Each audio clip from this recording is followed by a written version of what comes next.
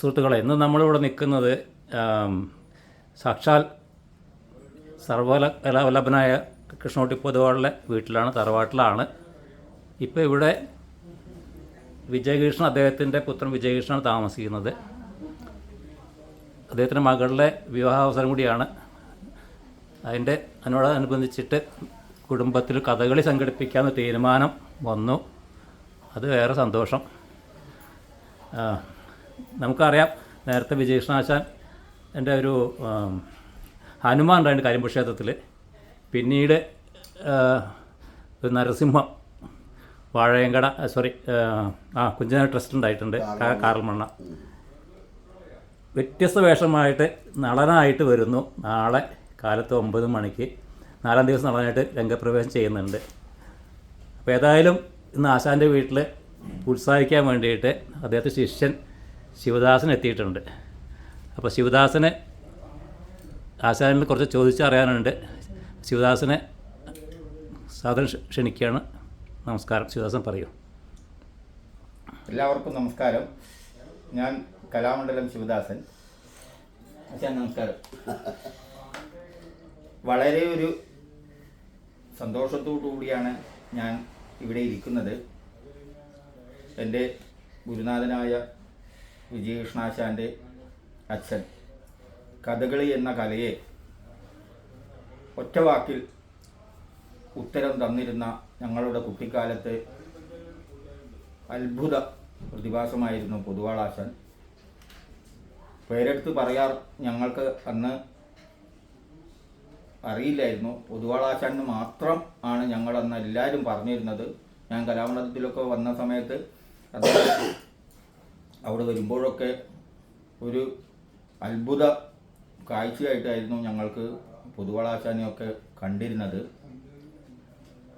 കഥകളി ചെണ്ടയ്ക്കപ്പുറം വേഷം, പാട്ട്, ചുട്ടി, കൂപ്പിൻ്റെ കാര്യങ്ങൾ, ഇങ്ങനെ വേണ്ട കഥകളി എന്ന കലയെ, കഥകളി സാഹിത്യം മൊത്തത്തിൽ പറഞ്ഞാൽ ഞങ്ങളുടെ അറിവിൽ അന്ന് കഥകളി എന്ന് പറഞ്ഞാൽ പൊതുവാളാശനായിരുന്നു. അദ്ദേഹത്തിൻ്റെ ഭവനത്തിലാണ് ഞാൻ ഇന്നിരിക്കുന്നത്.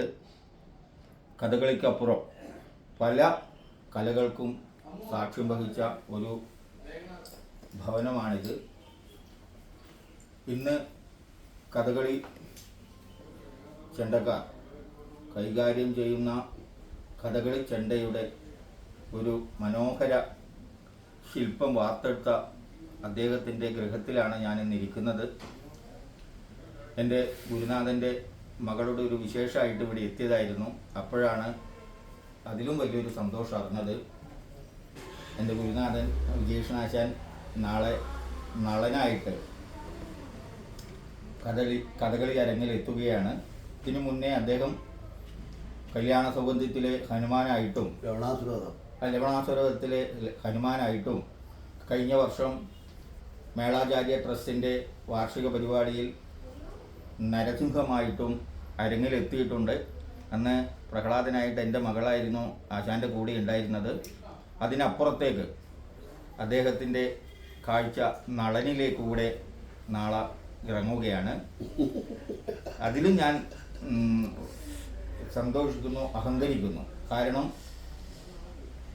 ഞങ്ങൾ പഠിക്കുന്ന സമയത്ത് വിജയകൃഷ്ണാശാൻ ചൊല്ലിയാട്ടത്തിന് പോകുമ്പോഴും വരുമ്പോഴും കഥകളിയുടെ പാട്ടിനെക്കുറിച്ചും മുദ്രകളെക്കുറിച്ചും കൊട്ടിനപ്പുറത്തേക്കുള്ള ഒരുപാട് കാര്യങ്ങൾ ഞങ്ങൾക്ക് ഇടവേളകളിൽ പറഞ്ഞു തരാറുണ്ടായിരുന്നു.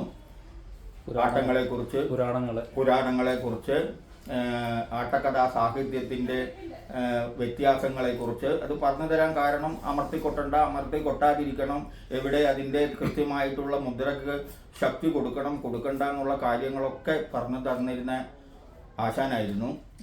അതിൻ്റെ ഒരു സന്തോഷം കൂടിയാണ് ഞാനിവിടെ പങ്കുവയ്ക്കുന്നത്.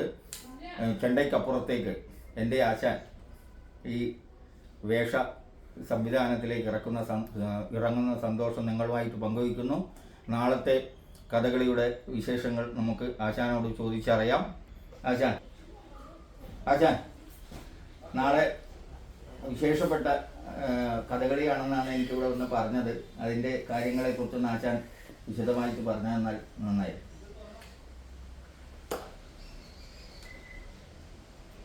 നമ്മൾ എന്ത് പഠിച്ചാലും ഈ പഠിക്കുന്ന വിഷയത്തിൻ്റെ 4 പുറമുള്ള കാര്യങ്ങൾ ഒന്നും അറിയാത്ത ആളിൽ നിന്നോ എന്തൊക്കെ അറിയുന്ന ആളിൽ നിന്നോ അല്ലെങ്കിൽ നല്ലോണം അറിയുന്ന ആളിൽ നിന്നൊക്കെയാണ് നമ്മൾ കേൾക്കുക. മനസ്സിലായോ? അപ്പോൾ എന്തുകൊണ്ട് അയാൾ അങ്ങനെ പറഞ്ഞു എന്നുള്ളത് ചിലവരുടെ ഉള്ളിൽ കറയായിട്ട് കിടക്കും. അത് നമ്മൾ പഠിക്കാൻ കാരണമാവും. ഏത് നമ്മുടെ കലയ്ക്ക് ആവശ്യമുണ്ടെങ്കിൽ, നമ്മുടെ പ്രവൃത്തിക്ക് അത് ആവശ്യമുണ്ടെങ്കിൽ നമ്മളത് പഠിക്കാൻ കാരണമാവും. നളചരിതം എനിക്ക് കുറച്ച് കാലമായിട്ട് മനസ്സ് കടന്ന് കളിക്കുന്ന ആളാണ്. കലാമണ്ഡലത്തിൻ്റെ ഒരു ശിവരാത്രി കളി വെള്ളനേഴി പുലിക്കൽ ശിവക്ഷേത്രത്തിൽ. അപ്പോൾ നളചരിതം പോലെയുള്ള നടന് സ്വാതന്ത്ര്യമുള്ള കഥകൾക്കൊക്കെ അല്പാൽപ്പങ്ങൾ, വ്യത്യാസങ്ങൾ എന്തെങ്കിലുമൊക്കെ എവിടെയെങ്കിലുമൊക്കെ വരുത്തിക്കൊണ്ട് നടന്മാർ അവതരിപ്പിക്കും.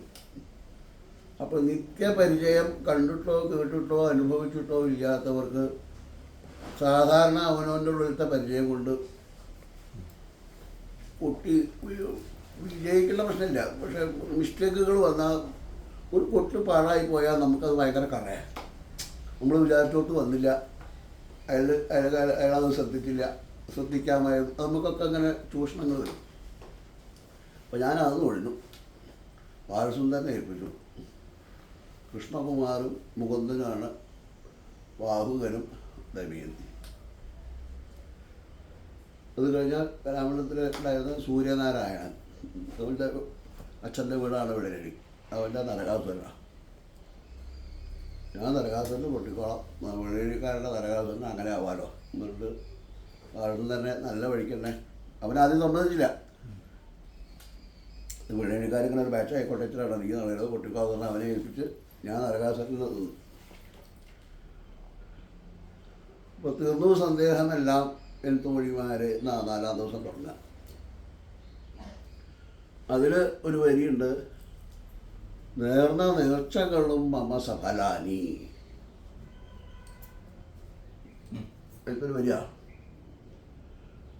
അപ്പോൾ അതിന് മുദ്ര കാണിക്കുന്നത് എന്തോ ഒന്ന് കയ്യിലെടുത്തു, ആർക്കോ ഒന്ന് സമർപ്പിക്കുന്നത് കണ്ടു, നമസ്കരിക്കുന്നത് കണ്ടു, ഇത് സഫലായി, ഭരിച്ചു എന്ന മുദ്രയും കാണുന്നു. എനിക്കത് ആ കാണിച്ചത് ഒരു പന്തികേട് തോന്നി. പുസ്തകം വായിച്ചാലും മനസ്സിലാവില്ല, ഒന്നും അറിയാത്ത ആൾ ഞാനത് വായിക്കാൻ തുടങ്ങി. മനസ്സിലാവാത്തത് മറ്റവരോട് അന്വേഷിക്കാൻ തുടങ്ങി.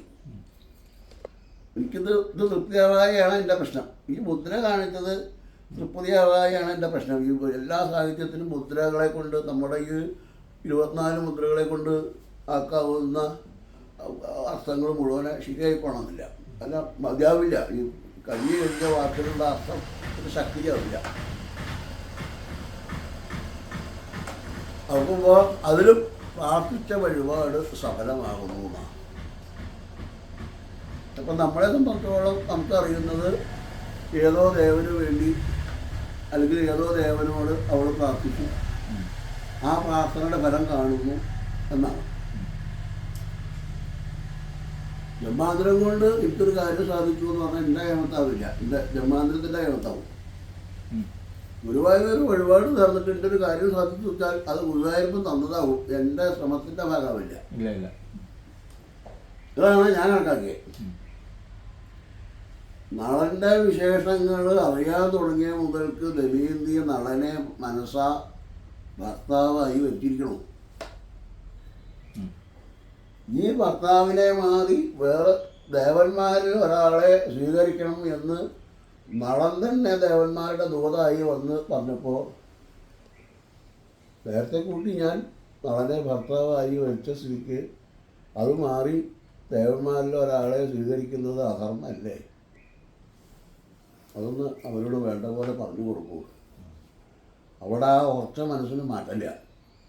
അവൾ നളനെ ഭർത്താവായി വരുത്തത് എങ്ങനെ? പൂമകനും മൊഴിമാതും ഭൂമി ദേവി താനും, അതാണ് ദമയന്തിയുടെ ഇൻട്രൊഡക്ഷൻ പാട്ട്. ഹംസം ദമയന്തിയോട് പറയണത് വിഷ്ണു രമയ്ക്ക് നിശയ്ക്ക് ശശാങ്കൻ ഉമയ്ക്ക് ഹരൻ നളനോർക്കുക നീയും. അങ്ങനെ നിത്യദമ്പതിമാരായുള്ള ശിവന് പാർവതിയെ പോലെ വിഷ്ണുവിന് പോലെ നമുക്ക് നളന് ദമയന്തി അതാക്കി തരുന്ന പറഞ്ഞു. അതാണ് ഇവിടെ കഥ. അപ്പോൾ ഈ നളൻ ഇന്ന ദിക്കിൽ ഇന്നൊരാളുടെ ഋതുവർണ്ണൻ്റെ സേവകനായി നിൽക്കുന്നു എന്നുള്ളത് അവൾ കോഡ് ഭാഷയെ കൂടെ അറിയാനൊരു തന്ത്രം പ്രയോഗിച്ചു. രാത്രി കടന്നുറങ്ങുന്ന സമയത്ത് മറ്റവൻ്റെ തുണി കീറി പോയിട്ട് കൊടുങ്കാട്ടിൽ ഉപേക്ഷിച്ച് പോയത്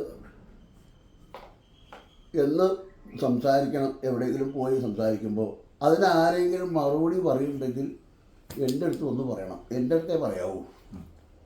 അപ്പോൾ ഈ ഋതുവർണ്ണം വന്ന് പറഞ്ഞു, ഞാൻ എവിടെയും കണ്ടില്ല. പക്ഷെ ഞാൻ പോരുന്ന വഴിക്ക് പിമ്പേ വന്ന് പിന്നാലെ വന്ന് അയാൾ പോരുമ്പോഴാണല്ലോ.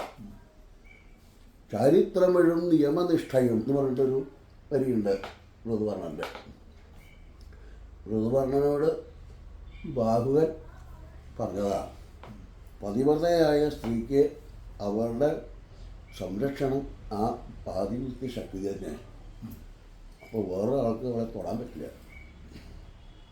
അതാണ് കാട്ടാളൻ ഭക്ഷണക്ക് അല്ലേ. അവൾ ദൈവം എന്നല്ല വിഷമിക്കാനേ, അവൾ മനസ്സോട് ഒരു ഭസ്മം തന്നെ ചെയ്യുന്ന. അപ്പോൾ അവളുടെ ശക്തിയുടെ അതിലേക്ക് പവർ. അപ്പോൾ ഈ പറഞ്ഞതിൻ്റെ ഈ വർത്തമാനം കേട്ടപ്പോൾ അത് പറഞ്ഞോടമേണ്ടതാണെന്ന് വെച്ചാൽ എൻ്റെ കാര്യം ശരിയായി. അത് ശരിയാകുന്ന പക്ഷം ഞാൻ എത്ര എന്താ അങ്ങക്ക് വേണ്ട തരാം. ഇപ്പം അതിനുള്ളതാ പറഞ്ഞ് പറ്റാനോ ഓണപ്പടയൊക്കെ കൊടുത്ത് ഞങ്ങൾക്ക് സന്തോഷമാണ് എന്ന് പറഞ്ഞാലും ഞങ്ങൾ അനുസരിച്ചോളാം എന്ന് പറഞ്ഞ് അദ്ദേഹം പോകണം. എന്നിട്ട് അമ്മോട് പറഞ്ഞത്, നളനാണോ സംശയിക്കുന്ന ഒരാൾ ഋതുവർണ്ണൻ്റെ എന്നല്ല പറഞ്ഞത്, നളൻ ഋതുവർണ്ണൻ്റെ സേവകനായിട്ട് നിൽക്കണമെന്ന് പറഞ്ഞു. മോശമാണ്, അത് പറ്റില്ല അമ്മേ. ഈ ആധിപത്യം അവളുടെ മനസ്സിലുണ്ടെങ്കിൽ അവൾക്കൊന്നും സംഭവിക്കില്ല എന്ന് ഈ ബാഹുവൻ പറഞ്ഞിട്ടുണ്ടെങ്കിൽ അത് നളനെ പറയുള്ളൂ എന്ന് ദമയന്തിക്ക് ഉറപ്പാണ്. അപ്പോൾ നളൻ ഋതുവർണ്ണൻ്റെ സേവകനായിട്ട് നിൽക്കണം. അത് എനിക്ക് വിഷമമാണ്. അതിനെന്താ വേറൊരു ബ്രാഹ്മണനെ വിട്ടിങ്ങോട്ട് വരുത്തണം. മോളെ പരിഭ്രമിക്കേണ്ട, ഞാൻ എന്താ അവിടെ ചെയ്യാം. അപ്പം അങ്ങനെ അവളുടെ നിർബന്ധപ്രകാരം ശരിയെന്ന് പറഞ്ഞ് അവൾ സ്വന്തം ഇഷ്ടപ്രകാരം സുദേവൻ എന്ന് പറയുന്ന ഇന്നത്തെ നളനേക്കാൾ വലിയ ക്യാരക്ടറായുള്ള സുദേവനെ എടുത്തു. സുദേവനോട് ഇവളൊന്നും പറഞ്ഞില്ല, കാര്യങ്ങളൊന്നും പറഞ്ഞില്ല. സമയഭേദം നോക്കിക്കൊണ്ട് സഭയിലൊന്ന് ചൊല്ലി വന്നാൽ എനിക്കത് നളനെ കാണാനൊരു കാരണമാവും എന്നേ പറഞ്ഞിട്ടുള്ളൂ. ശ്രീരാമൻ സീതയെ കാണണം, കണ്ട എൻ്റെ ഈ അങ്കുലിയം കൊടുക്കണം എന്ന് മാത്രമേ ഹനുമാനോട് പറഞ്ഞിട്ടുള്ളൂ. വെച്ചാൽ ഹനുമാൻ ലങ്ക മുഴുവനെ പഠിച്ചിട്ടാണ് പോകുന്നത് എന്ന് പറഞ്ഞ പോലെ ഇവിടെ ഈ കാര്യം പറഞ്ഞപ്പോൾ സുദേവന് സംഭവം വെച്ചായി. ഞാൻ ഉടനെ എത്തിച്ചോളാം, 3 ദിവസം താമസമേ ഉള്ളൂ, പേടി നാളെ ഒന്നും ചൊല്ലാം, എന്താ ഇറക്കണത്. അങ്ങനെ പറയരുത്, ഇങ്ങനെ പറയരുത് ഒന്നും അവൾ പറഞ്ഞില്ല. അവിടെ പോയി പറഞ്ഞത് ഓറന്നാ. നളനോടുള്ള ദേഷ്യം കൊണ്ട് രാത്രി സുഖത്തിന് ആളില്ലാത്ത കാരണം കൊണ്ട് യൗവനയുക്തനായുള്ള ഒരാളെ അവൾ കഴിക്കാൻ പോവുക. അപ്പോൾ അങ്ങനെ കേമന്മാരങ്ങനെ അവിടെ വന്നു വന്നുകൊണ്ടിരിക്കുക. പക്ഷെ കല്യാണം ഇന്ന് കണ്ടത് നാളേന്നാണ്. ഒരാൾക്ക് വേണ്ടി ഇങ്ങനെ ഇത് നീട്ടുക അത്രേ. ഇയാൾ കണ്ടില്ല കേട്ടില്ല ആത്ര ഈത്ര എന്നുള്ള നിലയ്ക്കൊക്കെ പോയി പറഞ്ഞത്. അങ്ങനെ നടമ്പടെ എത്തുക. അപ്പോൾ മനസ്സിലായി ഈ തേരിൻ്റെ വേഗത അത്ര വേഗം പവർ തേരോടിച്ച് വരണമെങ്കിൽ നടന്നല്ലാണ്ട് സാധിക്കില്ല എന്ന് ഉറപ്പുണ്ട് അവൾക്ക്. ഈ നേർന്ന നേർച്ചകൾ എന്ന് പറഞ്ഞാൽ ഗുരുവായൂരപ്പിന് വഴിപാട് കഴിച്ചിട്ട് അല്ലെങ്കിൽ വേറെ ആളെ വിചാരിച്ചിട്ടെന്ന് പറഞ്ഞാൽ ചെയ്യുമ്പോൾ ഈ നേർച്ചേനെ നമ്മൾ ശരിക്കും പിന്നെ നല്ലോണം പിന്നാക്കം എടുത്താൽ വിചാരിച്ച് ചെയ്തത് നേർച്ചുള്ളൂ. ഞാൻ എന്ത് ചെയ്യണം എന്ന് വിചാരിച്ചു, അത് ചെയ്തു. വേറൊരു ബ്രാഹ്മണനെ കൊണ്ടുവരണം പറഞ്ഞയച്ച് നളനെ ഇങ്ങോട്ട് എത്തിക്കണം എന്ന് വിചാരിച്ചു, അത് ചെയ്തു. അത് ഇതാ സഫലമാകുന്നു. ദശോ ഈ ഉത്തരം പറയുന്ന ഒരു ഡിക്ഷണറി ഞാൻ എൻ്റെ ശ്രദ്ധയിൽ കണ്ടിട്ടില്ല. ഞാൻ കാന്താകാരകം നോക്കി, പലതും നോക്കി. ഇങ്ങനെ വന്നാലേ ദമയന്തിയുടെ പാതിവൃത്യത്തിനോ ദമയന്തിയുടെ ക്വാളിറ്റിക്കോ ശക്തിയുള്ളൂ, അല്ലേ? മാത്രമല്ല, ഇപ്പൊ മറിമാങ്കണ്ണി മൗലിയുടെ മറിവാക്ക് ഇതാക്കറിയാം, കേമയുടെ പദ. അതിൽ പറയുന്നുണ്ട് അതിപരിചിതമെനിക്ക പറയില്ലേ. എനിക്ക് ഇതിപ്പോ ഋതുവർണ്ണന് ദമയന്തിയെ കെട്ടാൻ വേണ്ടി വന്നുള്ള ഇൻവിറ്റേഷൻ അല്ല, എന്നെ ഉടനെ അവിടെ എത്തിക്കാൻ ചെയ്തിട്ടുള്ള അവൾ ചെയ്ത തന്ത്രമാണെന്നുള്ളത് കൊയിലാണ്ടിരിക്കണ ബാഹുവിനറിയാം, ഋതുവർണ്ണൻ്റെ അടുത്തിരിക്കണ ബാഹുവിനറിയാം. പക്ഷെ ഇവിടെ വന്ന ആശ എന്താ വിചാരിക്കണമെന്ന് മനസ്സിലാക്കാനുള്ള നമ്മളൊന്നും പറയില്ല. അങ്ങനെയാണല്ലോ, അല്ലല്ലേ? അപ്പോൾ സത്യം അറിയാമെങ്കിലും ആ സത്യത്തെ മറച്ചു വെച്ചിട്ട് ഇവിടെ നിന്നുള്ള ഇതെന്താണെന്ന് അയാൾക്ക് ബോധ്യപ്പെടാതെ അയാൾ സ്വീകരിക്കില്ല എന്ന് ഉറപ്പിച്ചിട്ടാണ് അയാൾ വന്നത്. ഇവിടെ നമ്മൾ വിലയിരുത്തുന്നത് ഒരു രാജാവിൻ്റെ ഡ്രൈവറായിട്ട് വന്നു എന്നുള്ള വെറും കണക്കിലാണ്.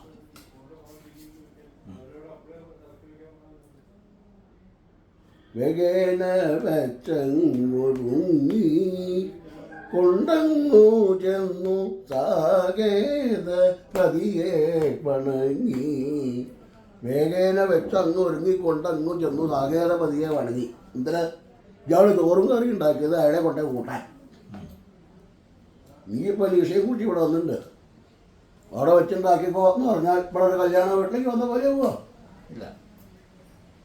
നമുക്ക് വേണ്ടത് എന്താണെന്ന് ഞാൻ അറിഞ്ഞു തരണ്ടേ? അതിന് ആൾക്കാർ പറയണത് രാജാവും കൂട്ടരും അവർക്ക് പരിവാരങ്ങളും കാര്യങ്ങളും ഉണ്ട്, അവർക്ക് വേണ്ട സേവ.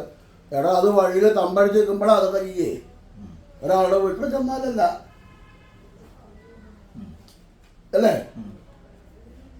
നളനാണോ വിചാരിച്ചു വെച്ചാൽ നളനല്ല, കേശിനോട് പറയുക. പക്ഷെ ഈ ആളതിനെ കൂടുതൽ മനസ്സിലാക്കണം. അശനശയന പാലം കഥമവന് എന്ന് പറയുന്നത് അദ്ദേഹത്തിന് ഇപ്പോഴൊരു നെയ്യ് വേണമെന്ന് വെച്ചാൽ അവിടെ നെയ്യാണ്ടാവും. അവിടെ വെള്ളം വേണമെന്ന് വെച്ചാൽ വെള്ളം പോലൊന്നും വേണ്ട, പൈപ്പ് തിരിക്കൊന്നും വേണ്ട. അത് എന്താ പറയുക, പ്രത്യക്ഷ ഇതുണ്ട്. മനസ്സിലായോ? ഈ കഴിവ് അയാൾക്കുണ്ടോ എന്ന് അറിയണം, അത് ഒളിഞ്ഞു നിന്ന് നോക്കണം എന്നാ പറഞ്ഞത്, അല്ലേ? അപ്പൊ ദമയന്തിയുടെ ആവശ്യം അയാളെ പോയി വളർന്നുണ്ടോ ഇല്ല എന്നുള്ളതല്ല. അങ്ങനെ വേറെ ആളുടെ സേവകനായിട്ട് നിൽക്കാൻ അവൾക്ക് വിഷമം. നടന്നത് ചെയ്തുകൂടാ. എന്നിട്ട് നമ്മൾ അയാൾക്കുള്ള ചോറും കൊണ്ടുപോയിട്ട് ഞാൻ നിൽക്കണ കണ്ടെന്നോ ഇവൾക്ക്. അപ്പം നളനതറിയണം, ഞാൻ ആരാണ് എന്ന് മനസ്സിലാക്കണമെങ്കിൽ ദമയന്തി എന്നെ കൊണ്ടൊന്ന് ചെയ്യിക്കണം. 6 അടി വലിപ്പമുള്ള യുവദാസൻ 2 അടി വലിപ്പമുള്ള ഒരാളായിട്ടാണ് ഇവിടെ നിൽക്കുന്നത്. ബാബു വെച്ചാൽ കുറിയ ആളെന്ന് നടത്തല്ല, കോർഗീട് പറ്റിയതല്ല. ആക്സിഡന്റ് പറ്റിയപ്പോൾ ഹൈദരാലിയുടെ മുഖമൊക്കെ വികൃതമായി. ഇത് വികൃതരൂപനല്ല, ദേഹം വേറൊന്നായി, വേറൊരു ശരീരത്തിൻ്റെ ഉടമയായി ഇയാള്. ഇനി ഇതേ നടക്കാക്കി എന്തെങ്കിലും ഒരു പേര് വേണമെന്ന് പറഞ്ഞിട്ടാ ബാഹു എന്നുള്ള പേര് താക്കോളം കൊടുക്കണം. അപ്പം എൻ്റെ മുഖത്തിന് എന്തെങ്കിലും തകരാറ് വന്നാൽ ശരീരം കൊണ്ടെങ്കിലും മനസ്സിലാക്കുകയും ശിവദാസനായി. ഇതാ വിരൂപത്തെ വന്നുകൊണ്ട് ആള് മാറില്ല, അറിയണവർക്കറിയും. ഇത് വിരൂപനല്ല, വേറൊരു ക്യാരക്ടറാണ്. മൊത്തത്തിൽ മൊത്തം മാറി. നളൻ എന്ന് പറയുന്ന ആളെ മാറി, നിറം മാറി, വലിപ്പം മാറി. ഇനി ഇയാളെ നളനാണോ എന്ന് കണ്ടുപിടിക്കണമെങ്കിൽ തന്ത്രത്തോടെ പറ്റൂ. അതാണ് തേര് ഓടിച്ചു വന്നപ്പോഴുള്ള കാര്യം സംശയത്. സ്വല്പ പുണ്യായി ഞാനൊരു അല്പഭാഗ്യവതിയായി വിചാരിച്ച പോലെ ആയില്ല. ഇവിടെയും കളിയുണ്ട്, എന്തായിക്കോട്ടെ. അപ്പോൾ ഇയാൾക്ക് ദമയന്തി കൂടെ ഇല്ലാത്ത വിഷമത്തിൽ അയാൾക്ക് നേരാവണ്ണം ചാപ്പാട് കഴിക്കാൻ ഇതുവരെ ഉണ്ടായിട്ടുള്ളൊരു കഥയില്ല. ഇവിടെ വന്നാൽ കഴിക്കുമോ? അപ്പോൾ ദമയന്തിക്ക് വേണ്ടിയിട്ടാണ് അയാൾ ചോറ് കറി ഉണ്ടാക്കുന്നത്. വേഗേന വെച്ച് ഒരുങ്ങിയ ശേഷം രാജാവിനെ ചെന്ന് കണ്ടു വണങ്ങി. അങ്ങനെ പറയോ? അല്ലാണ്ട് ഇത് ഉണ്ടാക്കിയിട്ട് അങ്ങോട്ട് കൊണ്ടായി എന്നല്ല. അങ്ങനെ വന്ന താല്പര്യമില്ല, അർത്ഥശക്തിയില്ല. പൊതുവെ പറഞ്ഞു വരുന്നത് അങ്ങനെയാണൊക്കെ. വിരോധമില്ല വെച്ചാൽ ഈ കഥ ഇവിടെ ഒരു പൊട്ടിത്തെറി സംഭവിച്ചേ പറ്റൂ ഈ കഥ ക്ലൈമാക്സിൽ. അപ്പോൾ കഥാപാത്രത്തിൻ്റെ അവതരണത്തിന് എന്തെല്ലാം തരത്തിൽ അർത്ഥവ്യാഖ്യാനങ്ങൾ കൊടുക്കണം, അതാവണം വിജേഷണന്മാർ ചെയ്യേണ്ടത്. അപ്പം അയാൾ വർക്കൗട്ട് ചെയ്യും. ഇത് അച്ചടി പ്രകാരമുള്ളത് അപ്പോഴും ചെയ്തു തരുന്നതേ. ഞാൻ ചെയ്യുമ്പോൾ എൻ്റെ ഒന്നല്ലാത്ത കാര്യത്തിൽ അങ്ങനെ നീ ചെയ്യുമ്പോൾ തന്നെ തന്നിട്ട് അങ്ങനെ എന്നുള്ളതല്ലാണ്ട് സാധനം മാറുന്നില്ല. ഇപ്പോൾ ചോറ് വിളമ്പി വെച്ച് കൊണ്ടു കൊടുക്കാനല്ല അയാൾ വേഗേന വെച്ച് തുടങ്ങിയതേ. വെപ്പൊക്കെ കഴിഞ്ഞപ്പോൾ രാജാവിനെ നിന്ന് കണ്ടു വണങ്ങി എന്ന് പറഞ്ഞാലേ ശരിയാവൂ. എനിക്ക് അതാണ് എനിക്കിഷ്ടം. ഇങ്ങനെ പദങ്ങളുടെ വ്യാഖ്യാനത്തിന് ഞാനൊരു വ്യാഖ്യാനം കൊടുക്കുക. പർണാദൻ സാകേതത്തിൽ അന്നൊരു വാർത്ത ചൊല്ലാൻ അത് നിങ്ങളാണോ? അതെന്തായിരുന്നു? അത് കേൾക്കുന്നത് എൻ്റെ ഭൈമിക്ക് കർണപീയൂഷാണല്ലോ എന്ന് പറഞ്ഞപ്പോൾ കുലവധൂരാം കോപ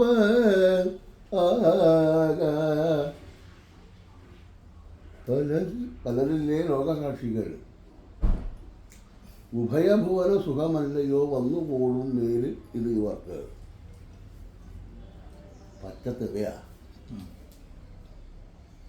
നമ്മുടെ ഭാഷയിൽ പറഞ്ഞാൽ ഈ 2025 കാലത്ത് പറഞ്ഞാൽ പച്ചത്തെറിയാ. പർണാദനോട് പറഞ്ഞത് ചാരിത്രവിഴും നിയമനിഷ്ഠയും പാതിമുത്യം സൂക്ഷിക്കുന്നവർക്ക് അവരുടെ ആ സൂക്ഷിപ്പ് തന്നെയാണ് അവരുടെ സംരക്ഷണ കവചം എന്ന് ബാഹുവൻ ഋതുവർണ്ണൻ്റെ കൊട്ടാരത്തിൽ വന്ന് പറഞ്ഞിട്ടുണ്ടെങ്കിൽ ഇവിടെ പറഞ്ഞത് ദശന്താണ്. ഞാൻ പറഞ്ഞു കേട്ടാൽ നേരാണുള്ള സ്ത്രീച്ചാൽ എന്നോട് ചൂടാവില്ല. കുലവധൂന കോപമാകാം, കോപിക്കേണ്ടതില്ല. സത്യം അറിയണവർ പലതും ഇല്ലേ? ലോകസാക്ഷികൾ എന്ന് പറഞ്ഞാൽ ആകാശം, ഭൂമി, വെള്ളം, വായു, അഗ്നി. ഉഭയഭുവന സുഖമല്ലയോ വന്നു കൂടും മേലുള്ളവർക്ക്. എൻ്റെ കവിതാണിലത്തെ കാലാവസ്ഥയല്ല കവളപ്പാറത്തെ കാലാവസ്ഥ. ചന്ദ്രവംശക്കാരനാണ് നളൻ, ഇയാളുടെ സൂര്യവംശക്കാരനാണ്. അപ്പോൾ നടൻ കല്യാണം കഴിച്ചിട്ട് എന്താ ഉണ്ടായേ? വളരെയധികം മോഹിച്ചു, കല്യാണം കഴിച്ചു, 2 കുട്ടികളുണ്ടാക്കി, കാട്ടിൽ ഉപേക്ഷിച്ചിട്ട് അയാൾ വഴിക്ക് പോയി. എന്നാൽ ഇയാൾ അങ്ങനെയല്ല, വളരെ വേണ്ടിയിട്ടാണ്. അയാളെ കൊണ്ടാണ് ഞാൻ വന്നിരിക്കണത്. ഇനിയിപ്പോൾ അവിടെ പോയി താമസിക്കാൻ പോവല്ലേ? ഇനിയിപ്പോൾ എന്തിനാ നടനെ കുറിച്ച് അറിയണത്? പലതും പറഞ്ഞു പിന്നെ ഫലിതമത്രേ പാത്തോളം. ഇതിപ്പോൾ അവിടെ പറയാവുന്നതല്ല. എനിക്ക് തെറി കേശിനിക്ക് നിവേദിയോട് പറയാവുന്നതല്ല. ഓ രാജ്ഞിയല്ലേ അല്ലേ? രാജകുമാരി അല്ല. അപ്പോൾ നേരം പോക്ക് പലതും പറയുണ്ടായി. അതിൻ്റെ പച്ച മലയാളത്തിൽ അർത്ഥമായി. നേരം പോക്കൊക്കെ നമ്മൾ വായുകൊണ്ട് പറയും പോലെ മുദ്ര കൊണ്ട് പറ്റില്ല. അങ്ങനെ ആക്കിയാലൊന്നും അത് മുദ്രയാവില്ല, ഒന്നും ആവില്ല. ഉപേക്ഷം പറഞ്ഞു കേട്ടപ്പോൾ എനിക്ക് കരച്ചിൽ വന്നു. ഇതുപോലെ കൃഷ്ണനാരാശനെ വന്നുള്ളൂ. ഈ സാഹിത്യം എന്തെങ്കിലും എഴുതി വെച്ചുകൊണ്ട് വിരോധമില്ല. ഇത് അഭിനയിച്ച് ഇതിൻ്റെ അർത്ഥം വ്യക്തമാക്കുക എന്ന് പറയുന്നത് വിഷമാണ്. അതിപ്പോഴും നേരെയായിട്ടുണ്ടെന്നുള്ള വിശ്വാസത്തില്ല. അതൊക്കെ നേരാക്കാനും കണ്ടുപിടിക്കാനാണ് ഇനി വരുന്ന തലമുറകളോട് എനിക്ക് പറയാനുള്ളത്.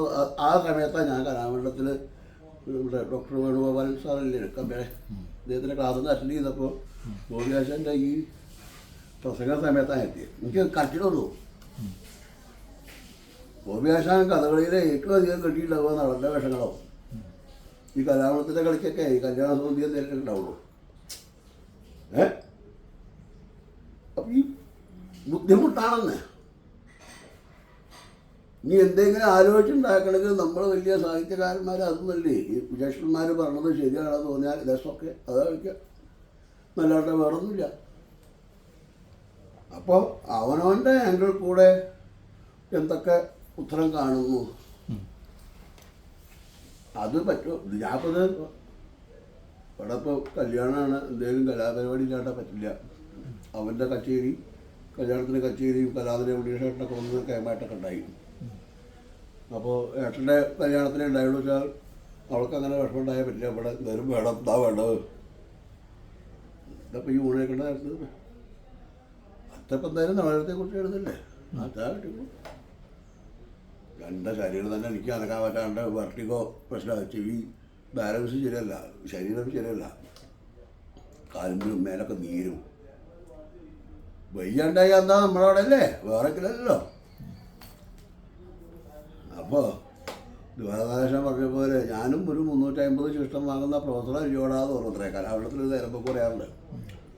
ഞാനൊരു റിട്ടയർഡ് അധ്യാപകൻ, അയാളൊരു പഠിപ്പിച്ചുകൊണ്ടിരിക്കുന്ന അധ്യാപകൻ. മറ്റത് ശരിയല്ല, മറ്റത് ശരിയല്ല എന്ന് പറയണേക്കാൾ നല്ലത് ശരിയെന്താന്ന് അവനവൻ കാണിക്കൂ എന്നൊരു കുസൃതിത്വം, അല്ലെങ്കിൽ അതിനെ ഞാനൊരു ചാലഞ്ചായിട്ട് എടുത്തു. ഞാൻ ചാവ് വെച്ചാൽ ഞാൻ അത് കഴിഞ്ഞിട്ടേ ചാവുള്ളൂ എന്ന് വിശ്വസിച്ചിരിക്കാനും അല്ല, അത്രയധികം വാശിയില്ലെന്ന്. ഈ വേറൊരു കുഴപ്പമെന്ന് വെച്ചാൽ നമുക്ക് കൈ അകത്തേക്കും പുറത്തേക്കും മറിച്ചിട്ടുള്ള ശീലമേ ഉള്ളൂ, ഇടത്തോട്ടും വലത്തോട്ടും മറിച്ചിട്ടുള്ള ശീലമില്ല. അപ്പോൾ ആശയത്തിനനുസരിച്ച് മുദ്ര വഴങ്ങ, ആശയങ്ങൾ സമയാസമയത്ത് തോന്നുക, ഇതൊക്കെ എന്നെ സംബന്ധിച്ചോളം പ്രശ്നങ്ങളാണ്. വിചാരിക്കണ പോലെയൊക്കെ കാണിക്കുക എന്ന് പറയുന്നത് എന്നെ സംബന്ധിച്ചോളം ബുദ്ധിമുട്ടുകളാണ്. സംഭവിക്കുന്നതെന്ന് എനിക്ക് പറയാറില്ല. ഇന്നത്തെ കാലത്ത് ഇതൊക്കെ ആരൊക്കെ വിശ്വസിക്കുന്നു പറയാറില്ല. ചിലരൊക്കെ പറയുന്നുണ്ട് ദമയന്തി വലിയ വിഷ്ണു ഭക്തിയാണെന്ന്. അങ്ങനെ ഒരു പ്രത്യേക ഈശ്വരഭക്തി ഉള്ള ആളല്ല ദമയന്തി. വിജനപതിയിൽ അങ്ങനെ ഒരു പറയുന്നുണ്ട്, വിഷ്ണുഭക്തി ഭക്തബോധി എന്നൊക്കെ പറയണ കേട്ടില്ലേ. സൃഷ്ടി സ്ഥിതി സംഹാര മൂർത്തികളാണ് ബ്രഹ്മ വിഷ്ണു മഹേശ്വരന്മാർ. ബ്രഹ്മാവ് സൃഷ്ടിക്കുക, വിഷ്ണു സ്ഥിതിപ്പെടുത്തുക, മഹാദേവൻ സംഹരിക്കുക. അപ്പോൾ സ്ഥിതി വിചാരിക്കുന്ന വിഷ്ണു അവർക്കും ഓക്കെ ആണെങ്കിൽ കുഴപ്പമൊന്നുമില്ല, ഇന്നല്ലെങ്കിൽ നാളെ ഇത് ശരിയാവും. പിന്നെ കാർക്കുടകൻ്റെ വാക്കിനെ തെറ്റിദ്ധരിക്കാൻ പാടില്ലല്ലോ. ഇത് പൊരുത്തക്കേട് കാണിച്ചുകൊണ്ടും പറഞ്ഞുകൊണ്ടും നമുക്ക് ശീലേ. ഒരു രാജാവായ ഞാൻ 4-ാം ദിവസത്തിന് കാണിക്കണ കേട്ടാ, എൻ്റെ കയ്യിൽ ചെങ്കോല് പിടിക്കേണ്ടോർത്ത് ഋതുവർണ്ണൻ്റെ സാരഥി ആയിട്ട് ചാട്ട. ഇപ്പതാ കൽപ്പിച്ചിരിക്കുന്ന ഓർഡറായിട്ട് ചാപ്പാടുണ്ടാക്കാൻ ചട്ടുക എൻ്റെ മാണ്ടകത്തിൻ്റെ ഒരു വലുപ്പേ എന്ന് പറഞ്ഞാൽ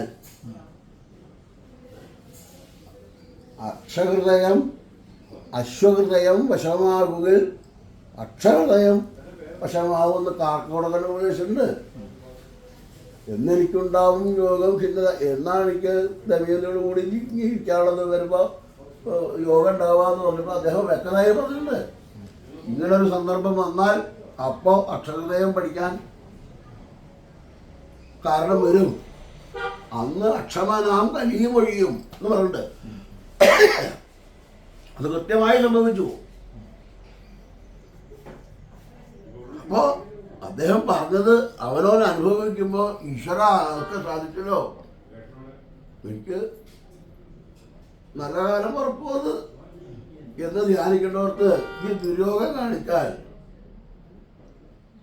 നമ്മുടെ ആലോചന ശക്തി എവിടെ, അല്ലെങ്കിൽ എൻ്റെ ഈ കണ്ടെത്തൽ എവിടെ, നമ്മൾ ട്രഡീഷണലായിട്ട് ചെയ്തു വരുന്ന ശീലം എവിടെ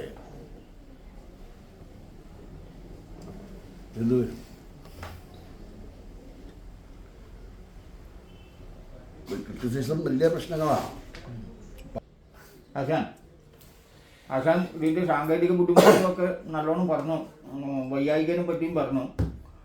ഇതിന് മുന്നേ ഉണ്ടായ 2 വേഷത്തിനു മുന്നേയും ആശാൻ ഇങ്ങനെ സംസാരിച്ചിരുന്നു. പക്ഷെ 2 വേഷവും കലാലോകം നല്ല സന്തോഷത്തോടു കൂടിയാണ് സ്വീകരിച്ചത്. പിന്നെ അപ്പോൾ ഒരു ശിഷ്യൻ എന്നുള്ള നിലക്ക് ആശാൻ്റെ ഈ സംരംഭത്തിന് എൻ്റെ എല്ലാ ആശംസകളും ഉണ്ട്. നാളെ ഇപ്പോൾ ഈ കഥകളി വിശേഷത്തിൽ ആരൊക്കെയാണ് ആശാൻ പങ്കെടുക്കുന്നത്? ആദ്യം വിചാരിച്ചത് യഥാർത്ഥമായുള്ള ആൾക്കാരും വേണ്ടെന്നാണ്. ഒരു പ്രൊഫഷണൽ ക്യാരക്ടറിൻ്റെ നടൻ ദമയന്തി അത് വേണ്ടാന്ന് ശേഷം ഇത് നമ്മുടെ വീട്ടിലുള്ളവർക്ക് ആനന്ദിക്കാനുള്ള കൗതുകമായിട്ട് കാണാനുള്ള പരിപാടിയാണ്. വലിയ കലാകാരന്മാരെ വിളിച്ച് നടത്തേണ്ട സ്ഥലമല്ല അത്. അച്ഛൻ്റെ പിറന്നാളൊക്കെ അങ്ങനെയാണ്. അതൊക്കെയാണ് ഞങ്ങൾക്ക് കുറേ ജീവിതമായത്. അപ്പോൾ നമ്മൾ ചെയ്യുമ്പോൾ നമ്മുടെ ഇഷ്ടങ്ങൾ അല്ലെങ്കിൽ അതിൻ്റെ കൗതുകങ്ങൾ ഇല്ലേ. അപ്പോൾ ഇവിടെ കളി വേണം നിശ്ചയിച്ചപ്പോൾ മട്ടന്നൂർ ശങ്കരേട്ടനും ഉണ്ണികൃഷ്ണനൊക്കെ പാടാൻ വേണം നിർബന്ധമായിട്ട്. അതൊക്കെ നമ്മുടെ ശങ്കരേട്ടൻ എല്ലാം അറിയുന്ന ആളാണ്. അമ്പലാസി കൊട്ടിപ്പാഴത്തേക്ക് ഒക്കെ അറിയുന്ന ആളല്ലേ. ഈ ചെണ്ടോട്ട് മാത്രമേ എല്ലാവരും കാണുള്ളൂ. അപ്പോൾ പാടണം. അതിനൊക്കെ ഒരു സാഹചര്യത്തുണ്ടല്ലോ. ഉണ്ണികൃഷ്ണൻ പിന്നെ നമ്മുടെ അന്തേവാസി പോലുള്ള ആളാണ്. അപ്പോൾ ഉണ്ണികൃഷ്ണൻ ഒന്നും പറഞ്ഞിട്ട് നമുക്കൊന്നും ചെയ്യാൻ പറ്റില്ല, ചെയ്യൂല. പാടാൻ ഉത്സാഹമുള്ള ആളാണ്, പാടും ചെയ്യും. പാട്ടുകാരനാണെന്നൊന്നും പറയണ്ട, അയാൾ പാടും. ഉണ്ണികൃഷ്ണൻ വ്യത്യസ്തമായിട്ടുള്ള പാട്ടുകാരൊക്കെ വരണ്ട. പീടി നമ്പൂരി പലരും അങ്ങനെ പലരും വരുന്നുണ്ട് ഇവിടെ. നിങ്ങളൊരു മുൻവീതിയോട് കൂടി ഇവിടെ വരരുതെന്ന് പറഞ്ഞിട്ടുണ്ട്. ഇങ്ങനെയൊക്കെയാണ്. അപ്പോൾ സൗകര്യം പോലെയൊക്കെ ആവാം. ഉണ്ണികൃഷ്ണനാണ് പാട്ട്. എൻ്റെ അനിയൻ മുരളിയാണ് ദമയന്തി. അയാൾ കുറച്ച് പഠിച്ചിട്ടൊക്കെ ഉണ്ട്. ഷാഡിവാസേട്ടൻ്റെ കൂടെ കീഴകന് സുധേഷ്. അതെ, അഷ്ടപതിയാട്ടത്തിൽ രാധായകളായിരുന്നു. അപ്പോൾ അയാൾ ദമയന്തി. പിന്നെ ഞാൻ വിചാരിച്ചത് എൻ്റെ ഏട്ടൻ മോഹനകൃഷ്ണൻ്റെ ഭാര്യ എഴുത്തിയമ്മ ഗോദാവരി കഥകളി പഠിച്ച ആളാണ് ശാന്തിനിയത്തിൽ. അപ്പോൾ അവരുടെ കേസിങ് ആവാമെന്ന് വിചാരിച്ചു. ചെയ്ത് ശീലമില്ലാത്തതുകൊണ്ട് പറയുമ്പോൾ തന്നെ എനിക്ക് കാല് പറക്കാൻ തുടങ്ങി. എനിക്ക് പെട്ടെന്ന് പറയാൻ വയ്യ എന്ന് പറഞ്ഞു. എങ്ങനെയും അവർ ഒഴിഞ്ഞു. പിന്നെ ആരാ വേണ്ടതെന്നായി. അപ്പോൾ നല്ല വേള തന്നെ ആവായിരുന്നു എന്നാൽ അതൊരു കൗതുകമായിരുന്നു. അത് പിന്നെ ഉണ്ടായി. ഇപ്പോൾ നന്ദകുമാരൻ്റെ മകളെ ഏർപ്പാട് വിചാരിച്ചു. കോട്ടയ്ക്ക് നന്ദകുമാരൻ്റെ ഒക്കെ അവരുടെ ആത്മബന്ധങ്ങൾ നല്ലോണം ഉള്ളതാണ്. അവൾ വരാമെന്നും പറഞ്ഞു. പക്ഷെ അവൾക്ക് ഇലക്ഷൻ ഡ്യൂട്ടി ഉണ്ട്. പിന്നെ നന്ദന തെക്കുംപാട് എന്ന് പറയുന്നത് ഞങ്ങൾ ചെറിയ വെള്ളവനാടൻ ഫിലിം ഗ്രൂപ്പിലത്തെ ഒരംഗം കൂടിയാണ്. അപ്പോൾ അങ്ങനെ ഒരു അവകാശവാദമുണ്ട്. നന്ദനയാണ് കേശിനി. ഞാൻ പിന്നെ എനിക്കറിയില്ല എന്തൊക്കെ സംഭവിക്കുന്ന. ഈശ്വരാനുഗ്രഹമോ നാഥന്മാരുടെ അനുഗ്രഹമൊക്കെ ഉണ്ടെങ്കിൽ എപ്പോഴും കൂടാണ്ട് കഴിയുമെന്ന് വിചാരിക്കാം. അല്ലാതെ അതുകൊണ്ടിപ്പോൾ ഞാൻ വലിയൊരു നേട്ടമൊന്നും വിചാരിക്കുന്നില്ല. അല്ല, എനിക്കതിൻ്റെ ആവശ്യമില്ല. അതൊക്കെ നമ്മൾ കൊട്ടുകാരാകുമ്പോൾ നമുക്കൊക്കെ അത് അറിയണം. ഞാൻ കളിക്കണു, എൻ്റെ ഉള്ളിലുണ്ട് കളി. ഇതിനേക്കാൾ നന്നാക്കാനുള്ള ഐഡിയ എൻ്റെ ഉള്ളിലുണ്ടാവും. കഥകളി പഠിക്കണവരുടെ ഓരോരുത്തരുടെ ഉള്ളിലുണ്ടാവും. അത് ഭംഗിയാവാൻ എല്ലാവരും വിചാരിക്കുക.